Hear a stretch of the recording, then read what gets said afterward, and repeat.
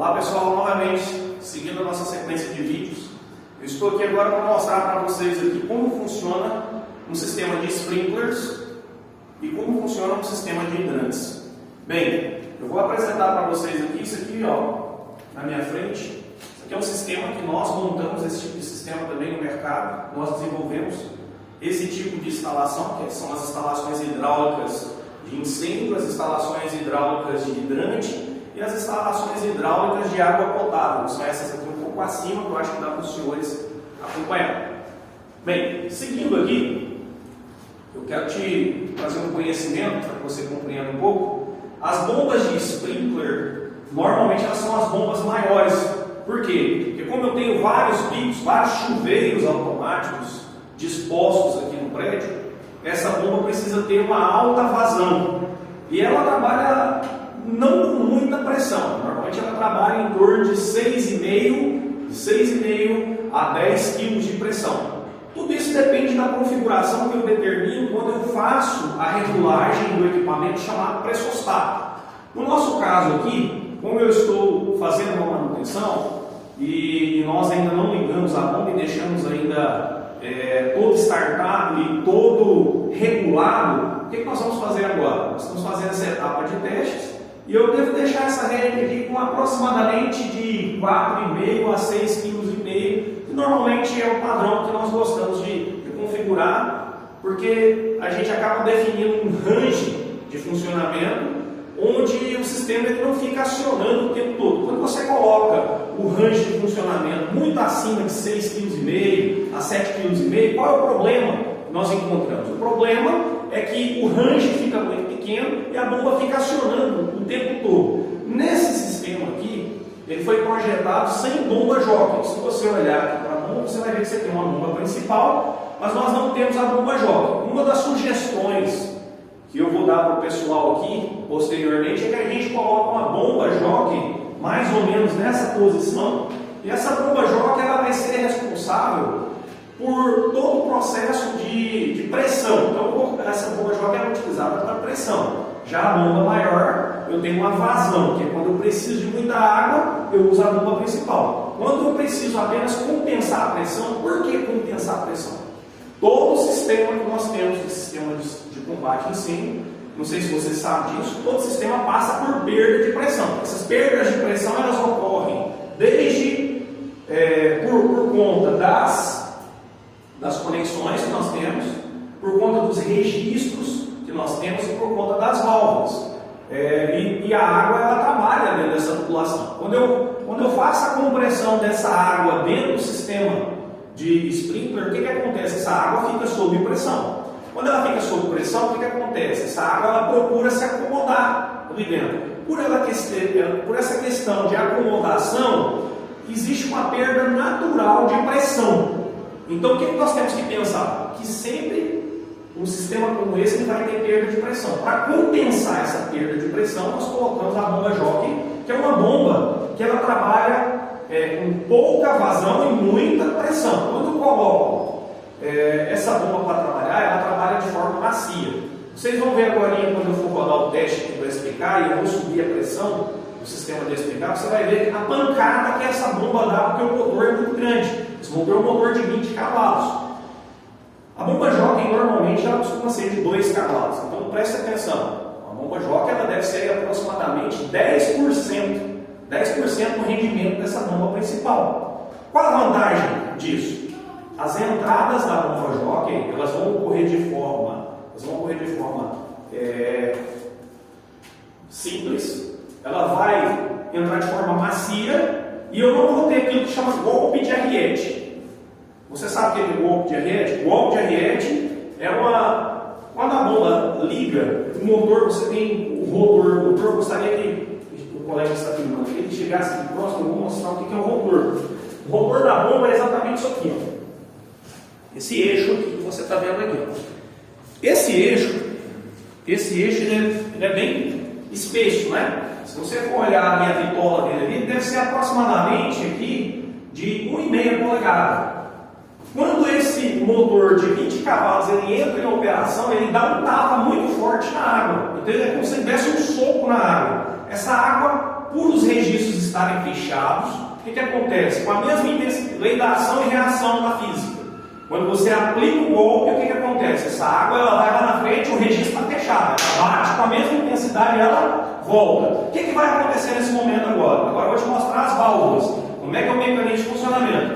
Existe uma válvula que ela só vai em um sentido. Observe essa válvula aqui. Ó. Se você observar nela, existe uma setinha nessa válvula aqui. Eu gostaria que chegasse aqui próximo. Você vai ver que existe uma seta. Olha aqui a seta. Ó. A seta é essa. Ó. Esse é o sentido. Então, quer dizer, essa bomba, quando ela gira, aqui, ó, ela dá o tapa aqui, essa água ela sobe e ela vai pegando o caminho aqui, ó, e ela vai descer para toda a rede que ramifica no prédio. Essa válvula ela só tem um sentido. Então, quer dizer, quando a bomba deu um soco, quem que é responsável por manter a pressão que foi para frente e não deixar essa... Porque se não tivesse essa válvula, toda a água, quando você deu o soco com a mesma intensidade que ele foi para frente, ele vai voltar. E para onde ele vai voltar? Eu estou na casa de máquinas. Em cima de mim aqui nós temos um reservatório gigante. E depois a gente vai fazer uma filmagem mostrando esse reservatório aqui em cima. Então, se não tivesse essa válvula, todo o retorno de água ia acontecer para dentro de onde? Do reservatório. Então, por isso existem as válvulas de retenção.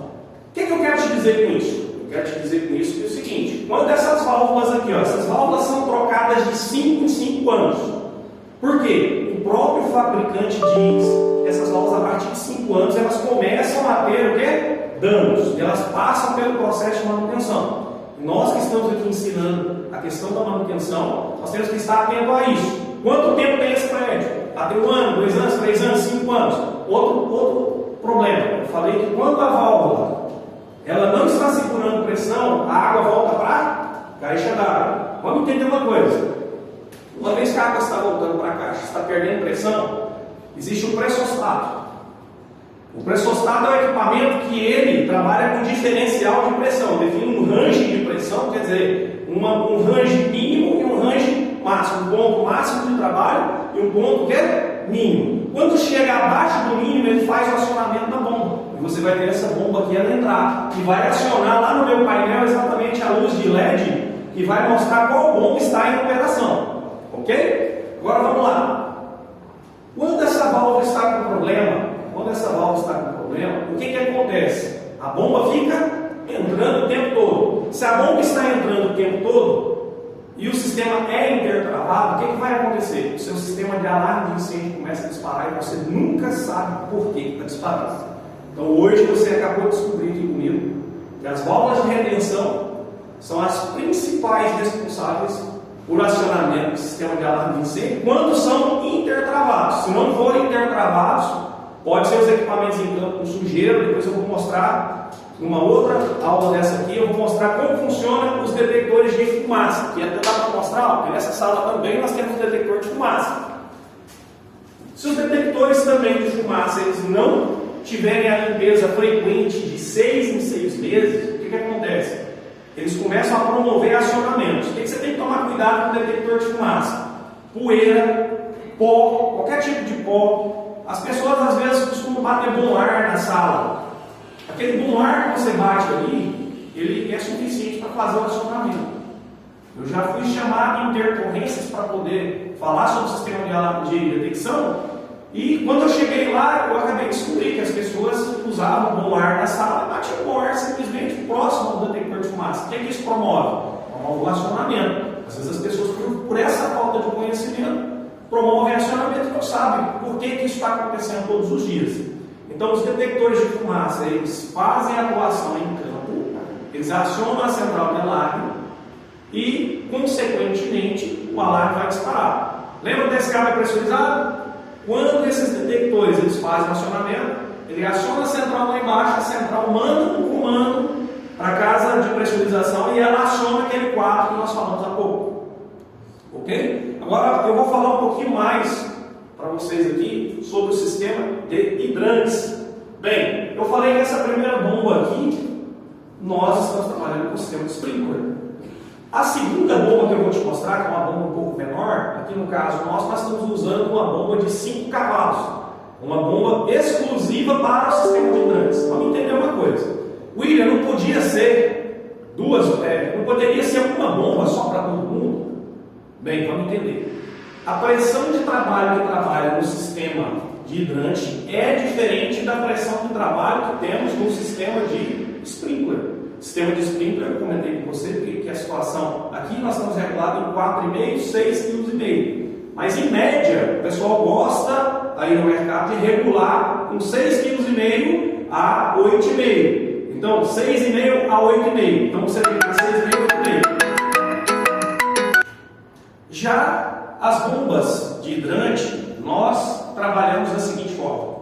Uma bomba de 3 cavalos, o máximo que ela vai dar de pressão em quilograma força por centímetro quadrado, uma bomba de 3 cavalos, ela vai dar em torno de 2,5 kg a 3 kg. Uma bomba de 5 CV, ela vai dar entre 2,5 kg a 5 kg. Se o motor 5 cavalos, vai dar aproximadamente 5 cavalos. Aí você fala assim, então essa bomba de sprinkler aqui de 20 cavalos vai dar 20 kg? Não, ela não consegue chegar nisso. Por que ela não consegue? Porque ela é para vazão, ela consegue jogar uma grande quantidade de água. A jockey, que nós estamos aqui para fazer um retrofit é o quê? É como se fosse uma reforma, uma melhoria do processo. Quando eu colocar a jockey aqui, essa jockey ela vai trabalhar no nível até acima do que está definido hoje dessa. Por quê? Por que ela vai trabalhar acima? Porque a ideia é que a bomba jockey, que é uma bomba de menos vazão, ela sempre entre primeiro do que a bomba principal. Quando você bota essa bomba aqui para entrar, primeiro, você simplesmente está anulando, vamos dizer que nós tivéssemos a jockey aqui, você estaria anulando a bomba jockey. O papel da bomba jockey é sempre entrar primeiro, então sempre a pressão dela vai ser maior que as outras. Isso vale para o sistema de sprinkler, isso vale para o sistema de hidrantes, ok? Vamos ver outra coisa aqui. Se você olhar o meu painel aqui, você vai ver que como eu estou trabalhando com duas bombas, nós temos duas chaves na frente do painel. Vou pedir o colega para chegar mais próximo, para que você possa ver as duas chaves. Uma das chaves, inclusive, nós temos aqui, essa é a primeira chave, SPK. Então essa é dessa bomba grande, que o colega vai mostrar aqui, é a bomba de 20 cavalos, que é a bomba para o sistema de sprinkler. Essa outra chave, hidrante, que é essa bomba aqui, que é uma bomba de 5 cavalos.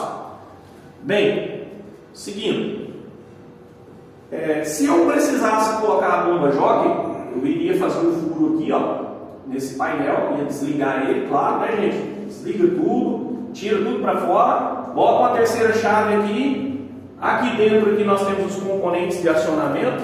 Aqui nós temos uma soft starter. Essa soft starter aqui é da VEG. E ela que faz a partida dessa bomba aqui, que é a bomba de 20 cavalos. Bem, eu tenho também aqui um contator, uma chave magnética. Essa chave magnética, se não me engano, aqui ela é de 20 amperes, de 20 a 25 amperes. Ela faz o acionamento desse motor um pouco menor, que é o motor de 5 CV. Isso é importante você saber que, de acordo com aquilo que é o motor, vamos entender uma coisa. Por que eu estou trabalhando com soft start? Quando você vai partir, existe uma recomendação técnica de todas as fábricas que produzem motores que diz o seguinte: ela diz que motores acima de 10 cavalos, o interessante é que você trabalhe com o quê? Com soft starter, que é esse equipamento. Já motores de 10 CV, menores que 10 CV, 10, 7,5, 5 CV, 2,5, 3, você já vai trabalhar com as chaves magnéticas, que são as contatoras. Por que você precisa saber disso? Porque na hora que você vai conceder um quadro desse, esse quadro, por exemplo, fomos nós que fizemos a montagem desse quadro. Quando nós colocamos um quadro desse para fazer a automação, a gente tem que ter em mente esses detalhes. Porque um motor desse aqui de 20 cavalos, quando ele vai partir, vamos dizer que a amperagem dele, aqui, por exemplo, fosse 30 amperes. Quando ele vai partir, que é o momento que ele mais consome intensidade de corrente elétrica, o que acontece? Ele vai gastar, se ele é de 30, você imagina 10 vezes a corrente nominal dele. Se ele for de 30, por exemplo, 30 vezes 10, eu precisaria de 300 amperes para poder partir. Para evitar isso, existe a soft starter. O que é a soft starter? É um componente eletrônico que ele faz a partida suave, como se fosse a embreagem do seu carro. na hora que você vai partir. Você, por exemplo, quando o seu carro está rodando aí a 200 km por hora, 120 km por hora, você está normalmente quinta marcha, quinta, sexta marcha. Então o que acontece? Você está numa rotação maior. O motor elétrico ele costuma partir sempre na rotação maior. Ele quer partir na rotação maior. O que você tem que fazer? Só que para ele partir na rotação maior, ele consome muita intensidade de corrente elétrica. O que a gente faz? A gente faz a partida compensatória. A gente coloca uma soft start e a soft start, ao invés dele usar 300 amperes para poder partir o motor, que teria que ser uma chave gigante para colocar aqui dentro, a gente coloca a soft start. Ela consegue fazer o controle dessa amperagem no momento de partida. Isso é muito legal. Ok? Vamos lá. O motor pequeno, ele parte com a contadora que é um pouco menor. E esse motor, por consequência, está trabalhando com um sistema que a gente chama de sistema de partida direta. É um sistema que a própria contadora ela atraca, que ela já faz o acionamento do motor. Bem, aquilo que eu disse, a pressão no sistema de sprinkler, ela vai variar em torno de 6,5, 8,5, que é aquilo que o pessoal regula na rua. Essa nossa aqui, a mínima nossa está com 4. Então, na hora que eu ligar o painel aqui, vocês vão ver que ele vai fazer o acionamento, ele vai fazer a compensação de pressão, que é daquilo que está faltando. Bem, e o sistema de sprinkler trabalha bem abaixo, que é aquilo que eu expliquei. A bomba de sprinkler, gostaria de chegar um pouquinho próximo, vocês vão ver que a bomba ela é de 5 CV, essa bomba é de 5 CV, então ela vai dar em torno de 0 a 4,5 kg, 5 kg no máximo.